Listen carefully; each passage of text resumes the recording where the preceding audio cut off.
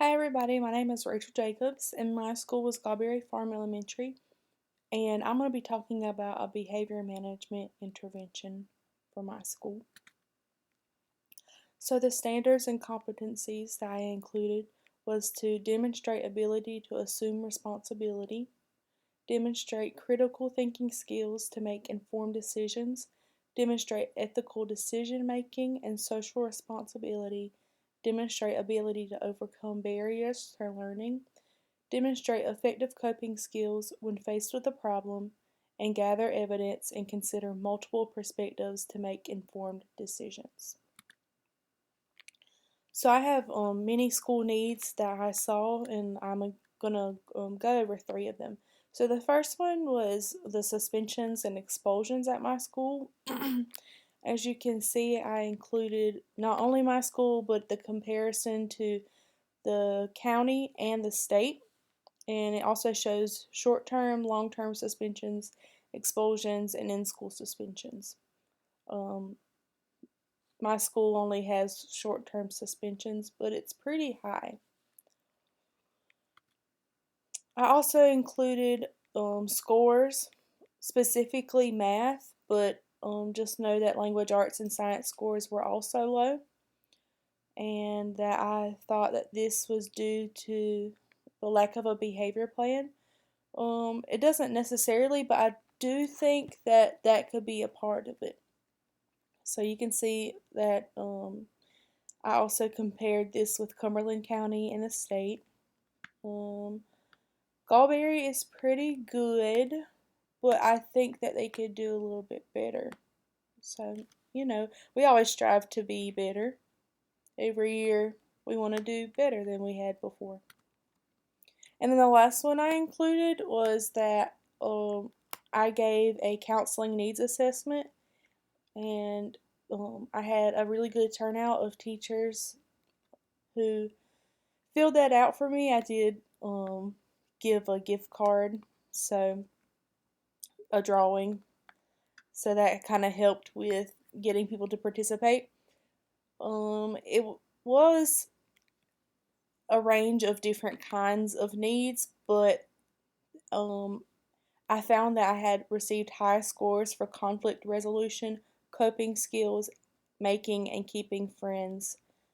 Um, and I have all the grades at my school included, so you can kind of see what that looks like. So one of my implementations I thought of was a program called Capturing Kids' Hearts. And I've actually seen this at a school before, so that's kind of how I knew about it. And I chose this because it's a program that not only includes the kids, but includes the staff, and not just teachers, but like your support staff, like your custodians and your lunch people, and honestly anybody that was involved in the school, even volunteers. So I think it's a really great program, and I included pictures over here because my other part says that it focuses on children greeting their peers and others in the morning, children giving put ups daily, and a put up is like kind of like a compliment saying that, wow, you're really good at math. I wish, or I really like the way your hair looks today. Just give them put ups instead of, putting put downs, and we'll talk about that in a little bit. Children making choices based on if they think it will capture other students' hearts. So that's kind of like respecting others. Um, like I said, I've seen this curriculum firsthand and how it can change a school. So my top picture is children and teachers greeting each other, but like I said, it's not just teachers, it's all personnel staff at the school. And then below that is a social contract. So each classroom creates a social contract, and the students sign it. And the classroom I was in, their poster said, uh, a classroom that cares looks like, and they gave examples. A classroom that cares sounds like, and a classroom that cares feels like. And The teacher didn't make that up on their own. The students did. It was like a collaboration, and that's why it's a contract, because it's between both the teacher and the students, and the kids sign it. And gives them a feeling of, I created that, and it makes them follow it more, knowing that they created it, not knowing, like, usually teachers come in, they just give you rules, and you're like, all right, these are the rules, but no, they made them together. So I think that it helps them follow, the students help them follow more of the rules that they did, or that they made up. So my second one would be a whole group lesson on emotions.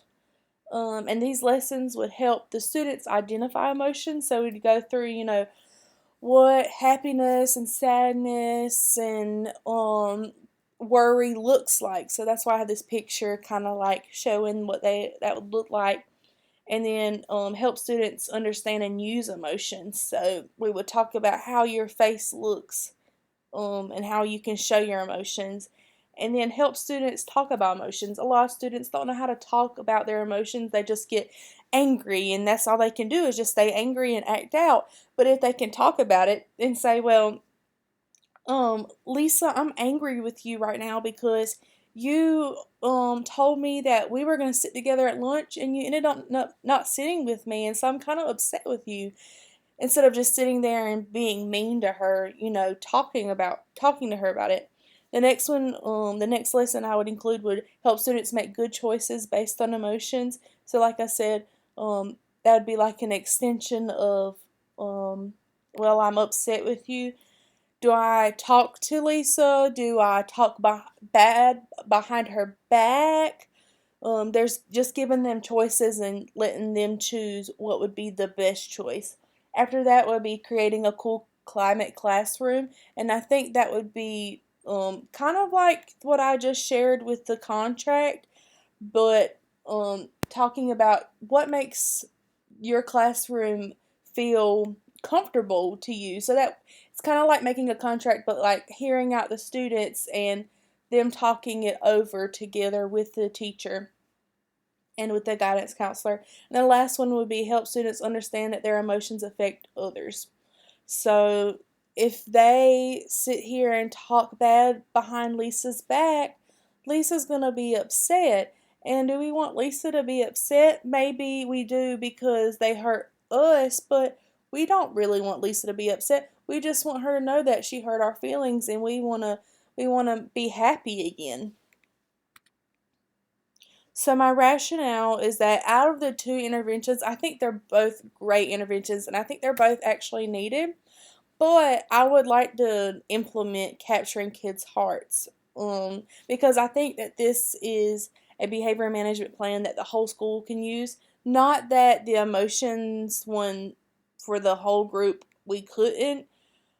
It would just, I think it would take a longer time, and you would have to adjust the emotions for your other half of the school, like fourth, fifth, and sixth, because they're older. They already know what emotions are, and you could, but I think that this capturing kids' hearts would be better for all age groups. And like I said, this program holds staff and students responsible for the behavior, and tackles the behavior right at the core, of course, their hearts. And these pictures I included, I talked about we do put ups, not put downs. So, this is having the students responsible for each other. If they see a student who is not doing what they're supposed to be doing, they give them the symbol and they put their thumb down, because they're not doing what they're supposed to be doing. They're hurting others' feelings. But put ups is a thumbs up, and there's certain hand signals that you can use in the program. So the check yourself is when an individual is talking at inappropriate times. The timeout is when the attention is needed. So the teacher is waiting for the students, to be quiet, and so they're seeing that their classmates are talking, and they'll give them the timeout sign because they're holding their classmates accountable. And then a foul is, like I said, when someone does a put down. So depending on, that might be a little harder for preschoolers or kindergartners. So I like the top one, but the second one would be easier for older age groups. And I like that foul, they have to give 2 put-ups, say, "I'm sorry, I'm just very overwhelmed," something like that. 2 things to know about if we would use the Capturing Kids Hearts. Because it is a program, um, you would have to probably purchase it. I'm not exactly sure, but I'm pretty sure you have to purchase it, and that there's certain kinds of materials, like maybe these posters that you would want to put up, and that everyone has to be on board. And like I said, even the support staff, you want this to be like your school, almost like a motto. Like, you talk about it every day. And if students are acting out or choosing bad choices, you talk about how you are capturing their hearts, and are they capturing their friends' hearts and stuff like that. So everybody has to be on board. You want whenever the students get on the bus, they greet their bus driver out of respect. It's all about respect and capturing others' hearts. So why do we need a behavior management plan? I have some research here, and they're all from the same article. This is the article that implemented the Capturing Kids Hearts. When students feel comfortable around their teacher and have a close relationship to them, they are open to learning new information. So whenever they feel like they're accepted and they can just breathe and they're comfortable, they want to learn new information. If they don't feel comfortable, and if they don't feel like they can, whenever you would ask questions of your teacher and you feel like it would be a dumb question, you would be scared. But if you feel like I can ask questions, then you'll want to learn new information. The second one is, when teachers create close relationships with students, they could become more self-aware and regulate their behaviors. So like I said, students want to act out, and maybe they don't feel loved at home, and they might feel like their teacher doesn't even like them at school, but if they feel close to their teacher, they'll regulate their behaviors. Third is, the data revealed that the Capturing Kids Hearts classroom behavior management program created a beneficial environment for learning and also provided approaches to decrease disruptions and increase learning. So the goal is for our staff to create relationships with the students in hopes that students will reflect these relationships back onto their teachers and peers. So I know that we want to focus on the students, but I think we also, like I said, this is the whole school taking on this responsibility. So I included, what did staff and students receive? Because as the guidance counselor, I am implementing this and kind of giving this, I want to put this in the school, and then I want the staff and the students to also soak it up as well. So staff, like I said, all staff, they train in this type of program. This training can be done in 2 teacher work days. You want to do it before school starts, so this can be taken on and we can get this information all throughout the whole year. Capturing Kids Hearts is the program. For students, we're going to give this to all grades. This is going to be for 1 whole school year just to see how it works. Implemented by all staff. And then we'll evaluate this data through the suspension rates, the scores, the test scores, and then a post-teacher assessment, just like I did the pre-teacher assessment. What does staff and students receive? The skills that they'll receive are how to build meaningful, productive relationships with every student and every colleague. So that's what the teacher will learn to do. They'll also learn how to use the teaching model to create a safe, effective environment for learning. They'll learn how to develop self-managing, high-performing classrooms using team building skills and a social contract like we talked about. And then high payment techniques for dealing with conflict, negative behavior, and disrespect issues. So after this was implemented into our school, before, you can see I included that same kind of graph, and then after, this is the graph that only shows before and after. So suspensions definitely went down, and that's amazing. I mean, how great is that? And specifically for math went down. I mean, performance went up a little bit. I mean, it was 1 year, and I think it did an amazing job. It went up almost 20 percent. So that's awesome.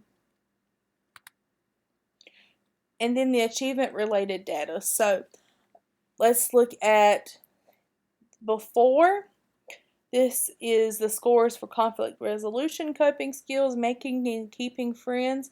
Some of it went down, and that's of course what we wanted. Some of it stayed the same, but this is a survey that was given, and it is what it is. I mean, so limitations and lessons learned. Personally, I would request that teachers remind students daily to capture others' hearts. Like I said, this has to be done daily. You don't want to just do it at the beginning of the school year and then kind of fall off of it after the first 9 weeks. This should be done every day so students are reminded. It stays in their head. Also, plan one day for each 9 weeks that students will show how they're capturing others' hearts. I think this is just a great way to keep the students more into it. So like an example would be giving their peers kind notes. And honestly, this could be implemented through, it's Valentine's Day, so let's give each other kind notes. But talk about, even though it's Valentine's Day, we're still capturing others' hearts.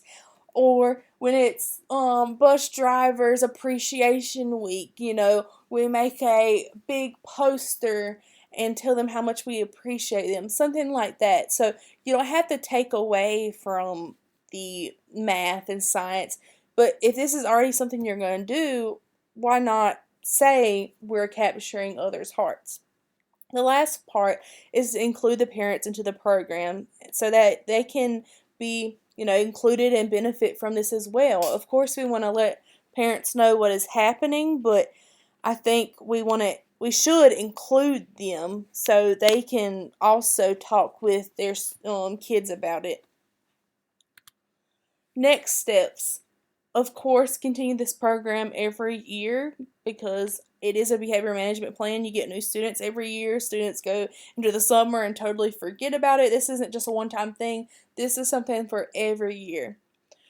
Identify students with more severe levels of behavior in order to evaluate if they need a formal behavior intervention plan. So this is students who, even though you're doing the capturing hearts, they might just have a struggle. There might be a struggle that they're not eating breakfast that morning. They don't have the any breakfast at home to eat. Maybe they have vision issues and they need glasses. Maybe they have ADD. There might be a certain kind of issue, and we need to figure that out. So giving them a BIP could be very important to, this is like that, like I said, next step. And you would like to meet with the parents of the students, of course, are in need of a BIP, and report the impact of providing BIPs for these identified students. So that would be kind of like an evaluation after we've done that. A big special thank you to the principals and assistant principals, Miss Collins, Miss Norris, and Miss Smith. The teacher that I got in contact with that I had student taught underneath last year, Miss Scora, thank you so much. I really could not have done this without you. Thank you for still connecting with me after my internship last year. And of course, all the teachers and staff who filled out the survey so I could receive this data. I know y'all didn't have to, and y'all are really busy, especially with it being virtual this year, and just so many, I can't even imagine how hard it's been. But I just want to say thank you so very much. And of course, happy Teacher Appreciation Week. We appreciate everything y'all do, and y'all are shaping the minds of our next generation. So we are very thankful for everything y'all are doing. And then these are just my references. This is the article I used for my research. And then, of course, our book, because from all the research we've done in our past assignments, I used our textbook. And that's it. So thank you so much for coming to my presentation and listening to what I had to say. And I honestly, going back, I would love to do this whole group lesson because that was another thing that was shown in my survey is that they would really like more whole group lessons. So this would be something really cool to give to kindergarten to maybe third grade, just because I think that during those ages they're still struggling with emotions. Honestly, I mean, I think everybody struggles with emotions, but specifically right in those ages. So I think that would be something I would still like to use if the school I was going to be working in next time needs that. So I will forever keep that in my toolbox, and we made lessons for that, so I'd really like to use that one day. Um, and depending on the school I'm at, I would love to use capturing kids' hearts too. It just honestly depends. So thank you so much.